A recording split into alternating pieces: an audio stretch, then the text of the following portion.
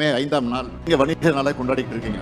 ஒவ்வொரு ஆண்டும் நான் அந்த அழைப்பை ஏற்றுக்கொண்டு வருகிறேன். பெரும்பாலும் நான் தவறாம கலந்து கொண்டு வந்து கொண்டிருக்கிறேன். இந்த அழைப்பு தடை தந்த நேரத்தில் கூட நம்முடைய தலைவர் அவர்களும் நம்முடைய நிர்வாகிகளும் இடத்துல பல்வேறு கோரிக்கைகளை வச்சாங்க. இங்கேயும் வச்சாங்க. இங்க கோட்டையில மட்டும் இல்ல, இந்த மேடையில மட்டும் இல்ல, எப்போ பார்க்கறப்பெல்லாம் பாரு. அதுல குறிப்பா எனக்கு கோட்டையில் வந்து சந்திச்சப்போ இந்த அழைப்பு வந்து தந்தப்போ மே 5 வணிக நாளா அரசு அறிவிக்கணும். இது இப்போ இல்ல, தொடர்ந்து நீங்க வச்சுக்கிட்டு இருக்கிறீங்க. தொடர்ந்து வைத்துக் கொண்டிருக்கக்கூடிய இந்த கோரிக்கையை விரைவில் அதற்கான அரசாணை வெளியிடப்படும் என்பதை முதல்ல தெரிவிச்சுக்க விரும்புகிறேன். ஏன்னா இதுதான் பெரிய கோரிக்கையா இருந்துச்சு. மற்ற கோரிக்கைகள் பெரிய கோரிக்கை இல்லையான்னு கேட்டாதீங்க, அதுவும் கோரிக்கைகள் தான். ஆனால் இன்று மே 5ஆம் தேதியாக இருக்கிற காரணத்தால் அந்த நாளில் நீங்கள் ஒவ்வொரு ஆண்டும் மாநாடு போல இந்த நிகழ்ச்சியை நடத்தி கொண்டிருக்கக்கூடிய காரணத்தால் முதல் அறிவிப்பாக அந்த அறிவிப்பை நான் வெளியிட்டு இருக்கிறேன். வணிகர்களாக இருக்கக்கூடிய நீங்கள் தான் மக்களோட மக்களா, மக்களுடைய உள்ளத்தையும் உணர்வுகளையும் புரிஞ்சவங்களாக இருக்கீங்க.